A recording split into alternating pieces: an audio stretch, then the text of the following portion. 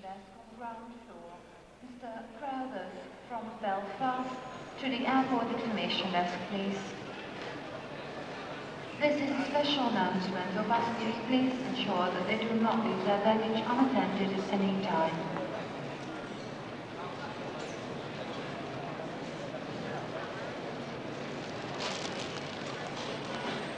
Announcing the departure of British Airways Flight 614 to Zurich. All passengers should proceed with customs and immigration. Afternoon, thank you. Your name, sir? Schumacher. E.F. Schumacher. You don't have any baggage? If you'd like to go to gate number 18, your flight is boarding. Thank you. Passengers for Vienna, Budapest and Zurich should now be in the departure lounge. E.F. Schumacher. Fritz Schumacher to his friends.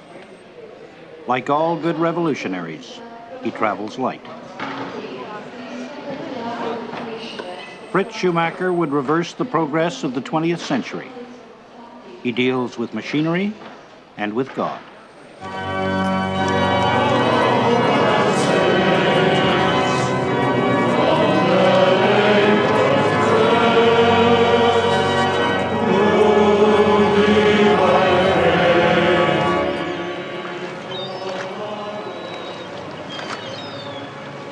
There are very few perfect machines.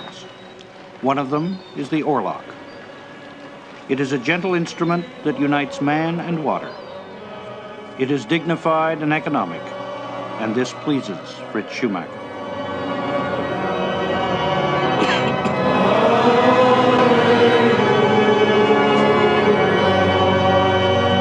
I am an economist, an organizer, technologist. The real problem of our society is not the technical, the economic. It's, I believe, philosophical. It's an enormous confusion about our deepest convictions. On the one hand, we're told just a cosmic accident that the human race exists. On the other hand, we are given religious instruction and so on. And have all these churches and great traditions, wonderful art. And so we're living in total confusion.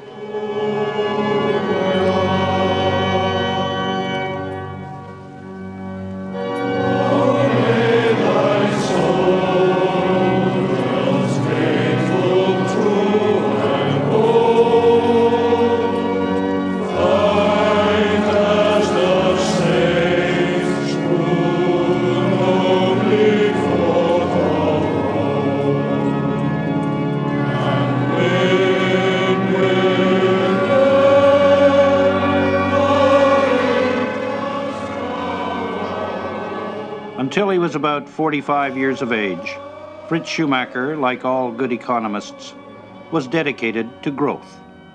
To stand still was to stagnate. To become smaller was to die. He was enormously successful, a prime mover in Europe's post-war economic miracle. Then he decided that the world was making a monstrous mistake. Big, he said, could indeed be bad. Small, he said, is beautiful. With these words, he became one of the few original thinkers of the 20th century.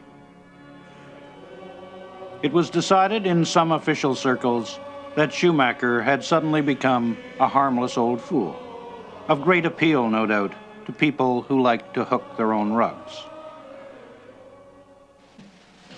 Then somebody remembered that Schumacher had predicted the world energy crisis 18 years before it happened, and now he gets letters inviting him to the White House. It is often assumed that Schumacher has come to despise all forms of machinery. Not so, says Schumacher. Some machinery is beautiful.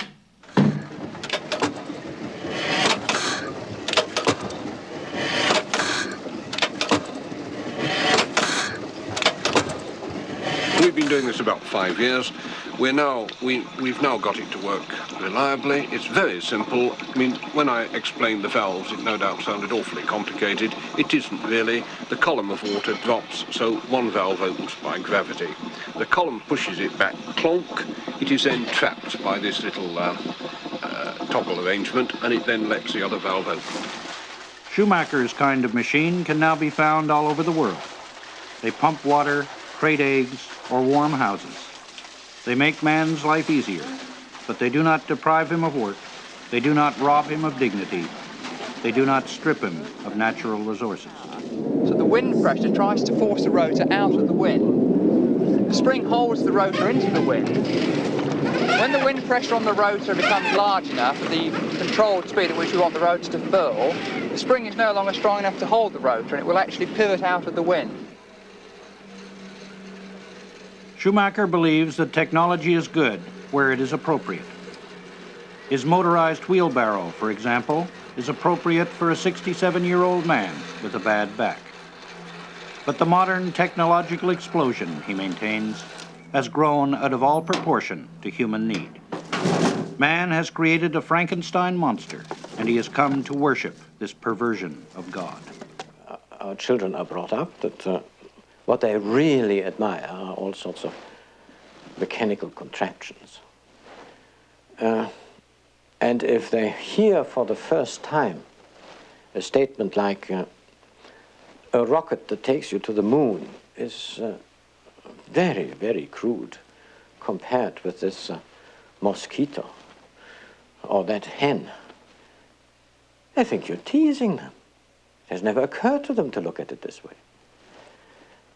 You know? So they've got everything upside down. What we can fully understand, what we can make ourselves, we don't have to have any reverence for. We can replicate it. But what we can't make, that we have to treat as a marvel, as the marvel, the miracle it is. I first met Fritz Schumacher at a Buddhist monastery near San Francisco. I think that's symbolic of the paradox and the contradiction that often flows from his ideas, but also the Governor Jerry Brown of California, where bigger has always been better. And what struck me both about his ideas and about himself was really the utter simplicity that was contained and that was expressed. It is a paradox that in a state as big and as prosperous and as growth-oriented as California, the notion of intermediate technology would catch on with the enthusiasm that it has. George McRoby is the chief bearer of the Schumacher message. He carries it to Siamese farmers, African kings, British Columbian businessmen. But he always comes home to feed his compost heap. That's how it breaks down. Here we've got a pair of old woolen trousers. Anything that's ever grown can go back into compost. So if it's ever was newspaper, or provided it's been organic in its time, you can put it back into the compost and it'll break down again. How long does it take to break the pants down? That would take, well, depends what you put on top. But these should be consumed within about a couple of months. His little office in London is dedicated to the proposition that any intelligent fool can make things bigger and more complex, but it takes a touch of genius and a lot of courage to move in the opposite direction. A trip to the Navajo, a trip to Winnipeg. McRoby and Schumacher are the champions of low technology. They point out that examples of high technology now lie in ruins across Asia and Africa. Nowhere in these offices will you find the plans for the elephant canning factory that had to close down when they discovered that hardly anybody wanted to eat elephant and fewer still wanted to put them in cans. Nowhere on these shelves will you find the plans for the plastic shoe factory that made 40 people rich and put 5,000 shoemakers out of business. These well-meaning schemes to elevate the Third World sprang from the brightest brains of the great industrial nations. These very, very clever people are at trial. And I tend to be impatient with them, which doesn't help. I accuse many of my fellow economists as rearranging, with great acumen, rearranging the deck chairs on the Titanic. You see, I wish they would at least do something with their hands to get a real feel of things again. If they come and turn real life situations into mathematics, all the life is taken out of it. That I find a great trial. Too many of our academics have got stuck with a concept. The Buddhists say Buddhism is a finger pointing at the moon. For goodness sakes, study the moon, not the finger. And it's very difficult to achieve a simple answer to a question like, what do people want out of life? Which is... As it is with all great new ideas, Schumacher's teachings have spawned a bewildering proliferation of conferences, meetings, and workshops. They aim at getting the world back on a human scale, but the disciples must constantly be on guard against creating their own academic swamp. And so on. I came across one paper here, it was in the pamphlet, called Socially Actionable Consensus Happiness Requisites. Somebody said something about jargon. Cutting through all the high-flown theory is a single terrifying realization. We now produce as many manufactured goods in each 4-year period as all of mankind produced from the dawn of history until 1945. And yet there are more miserable people on Earth than ever before. Gross national product is the conventional measuring stick of the economist. In the name of gross national product, says Schumacher, modern man will resort to any degree of technological violence and human degradation.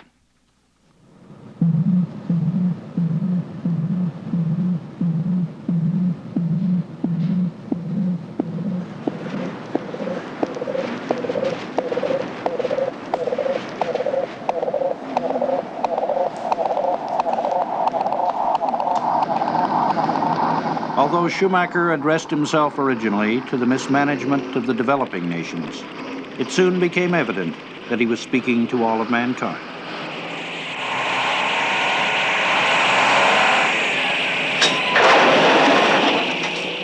In Newfoundland, where Schumacher's teachings were first embraced, the best and the worst of the technological age are readily apparent.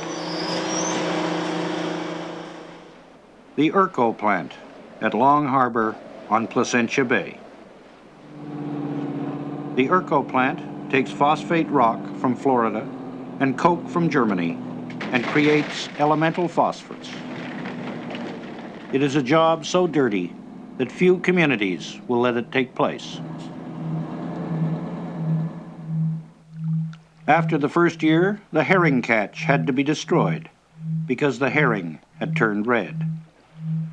Then they saw that the trees turned black and died. And then there were the stories of mutant rabbits.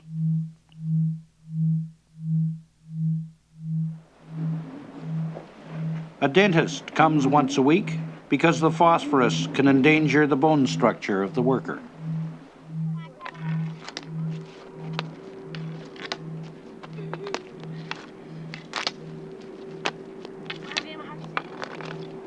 The slag, which is sold to the local people for fill, has been found to be radioactive.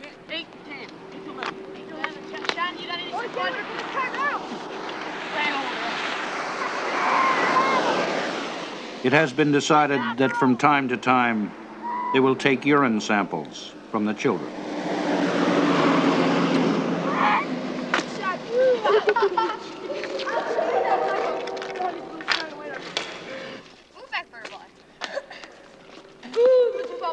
This is high technology. It feeds only 425 families, and it uses as much power as it takes to light up the city of St. John's itself. Most of the energy we require is quite gentle energy. A very high percentage of all energy required is less than 100 degrees Celsius. Why then start off with a nuclear reaction which has 1,000,000 degrees in order finally to get 30 degrees room temperature? How is it that our ancestors created all this tremendous culture, these fantastic cathedrals, when GNP, gross national product, was a tiny fraction of what it is now? And now, the richer allegedly we get, we find it an intolerable strain even to keep these cathedrals in repair. How did they do it? They did it with minimal technology. And then you notice all sorts of things. That we have mesmerized ourselves with our technology. And for instance, if you want to build anything, even a small hut, you need Portland cement. And Portland cement can only be made in very large factories with very high capital equipment, very great fuel input. And then perhaps you wake up and say 100 years ago, Portland cement didn't exist. And they built all these cathedrals and the Taj Mahal and so on without Portland cement.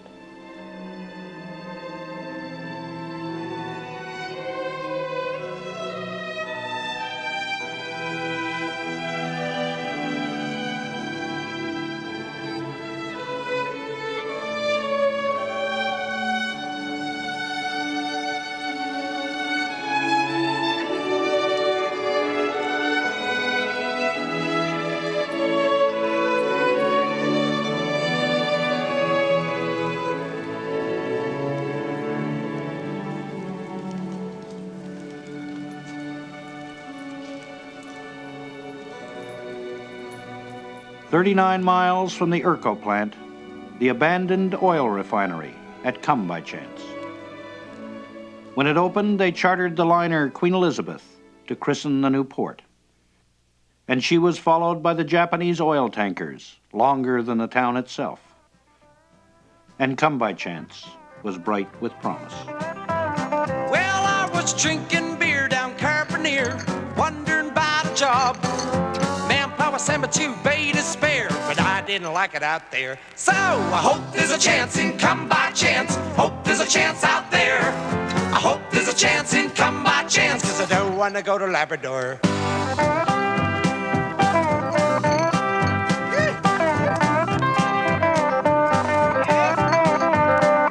Well, me wife and me kids, we moved to St. John's. 50 split-level bungalows were built for executives. But by the time they were finished, there was nothing left to be an executive of. Hope there's a chance out there. I hope there's a chance in Come by Chance, 'cause I don't want to go to Labrador. Just why it closed down depends on who you talk to. Whether it was the world price of oil, mismanagement, or worse, it was totally out of the hands of the people of Come by Chance. The bankruptcy receivers keep a little oil in the pipes in case anybody wants to buy it. It'll cost $535 million to get it going again.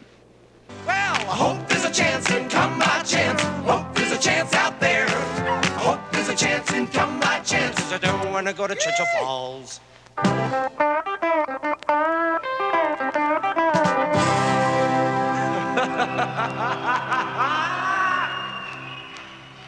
There is, however, a place for technology in Come by Chance. We're past the talking stage, boy. We're into the nuts and bolts of this. Now, how are you getting on with it? What are you doing? How's it going? Well, we've got it on paper now, Don, or the better part of it, I suppose, but what we're hoping to accomplish right now... A professional fisherman has to bait 2,000 hooks before he goes fishing. And nobody's ever figured out a way of doing it except by hand. Don Andrews thinks he's getting close. So that we can drag this hook through. The hook will be controlling the timing through the spokes. Yeah, I got it. Right? Bring it on through. Yeah. Now with this here in motion, the same time... Schumacher didn't invent small-scale technology.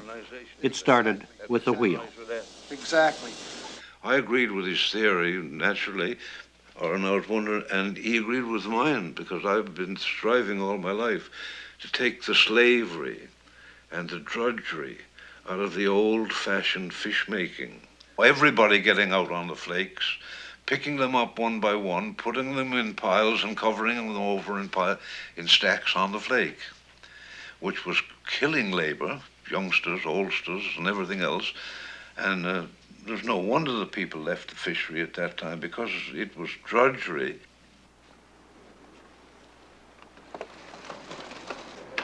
Don Andrews' rollout fish flake is a nice piece of low technology, a sight to gladden Schumacher's heart. And so is the sight of an age-old screw press, which is still the best way to get cod in a box.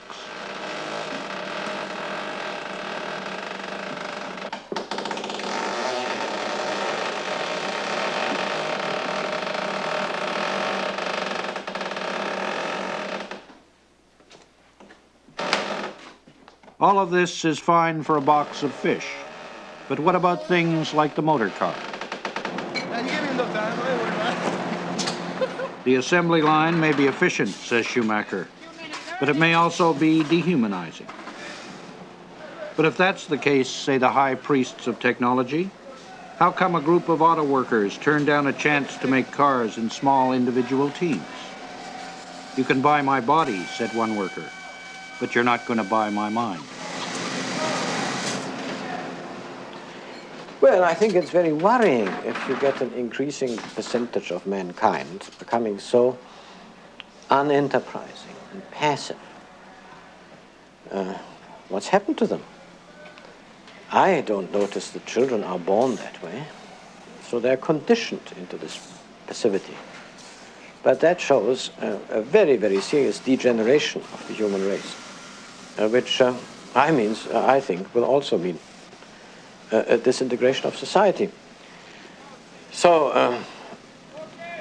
in the advanced societies, I am personally quite certain that the overall policy, after 100 years of de-skilling the work, must be re-skill the work, so that it becomes fun, something you can be proud of, where you can go home and say, I'm a real person, I've done a real job, I'm not just a machine minder.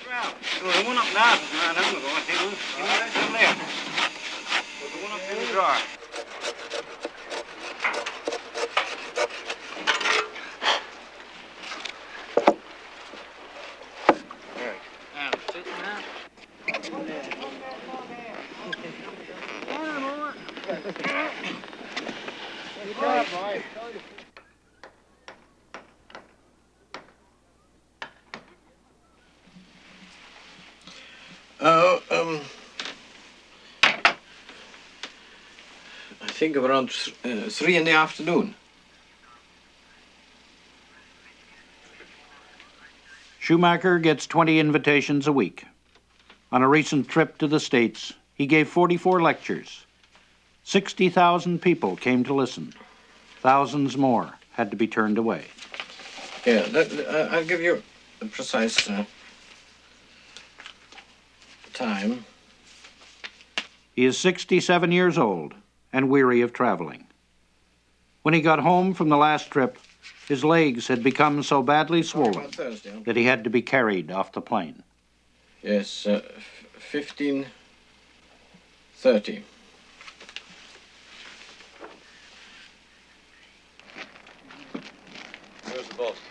There are many visitors. The former president of Mexico, Echeverria, arrives with his entourage from London. Good afternoon, sir. It's a pleasure to meet you. It's a pleasure for him to be Schumacher's book, Small is Beautiful, has been translated into 15 languages, and Echeverria has read it. I hope my little book will now appear in Spanish. ¿Qué editorial? What is you remember the house?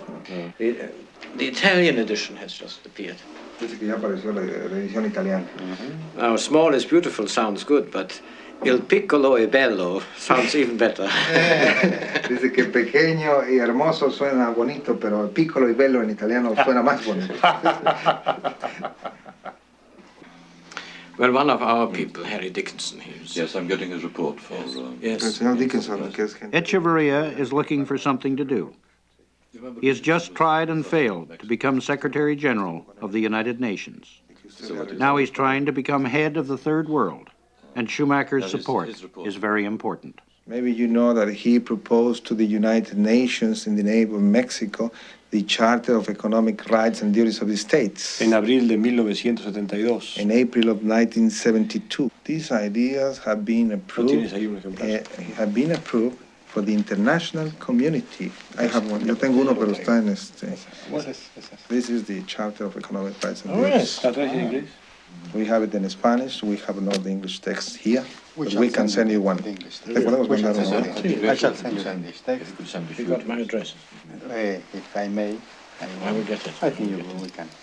Yes, I think, if one works for the poor, one has to work economically. Since I can't read it, I return it. And I only keep Dice que no puede leer esta, que él espera que le mande. De cualquier manera, se la quiero dejar. He wants to give it to you in Spanish. Because anyway. You may not know what the walnut. Walnut. Son diferentes tipos de árboles. Walnut, ¿qué viene siendo? ¿Cuáles son los productos? Nogal, ¿verdad? Nuts. Es nueces. Sí. Schumacher spent 3 years as a farm worker, and this, he once said, was his real university. He has planted a grove of nut trees on his property in the south of England. It is perhaps his greatest pride, his bequest to future generations of Schumachers. Higher protein than wheat. Más altas que el trigo. It's one of the most important things. I'm not joking. He has an abiding faith in family life. Economists talk about mobility as a wonderful thing. Well, maybe it means rootlessness. Maybe it means you don't belong anywhere. I have myself a very great need for roots. His first wife died. He remarried. He has 6 children. The oldest is 40. The youngest is 2.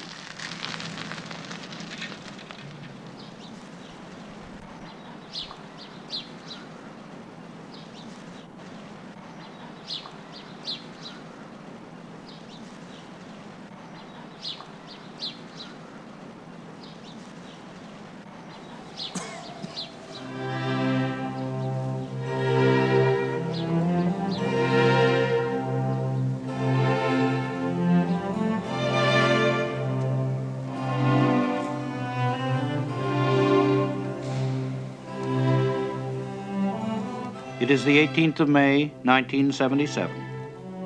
3.5 months from now, while on a train in Switzerland, Ernst Friedrich Schumacher will suffer a massive heart attack.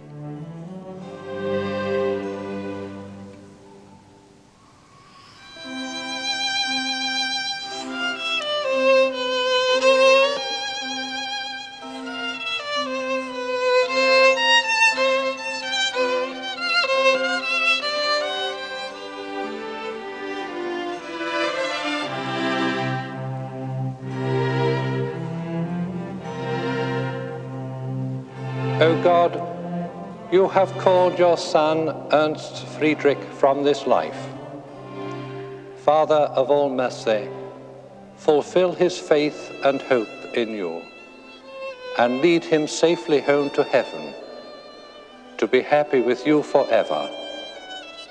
We ask this through our Lord Jesus Christ, your Son, who lives and reigns with you and the Holy Spirit, one God, forever and ever.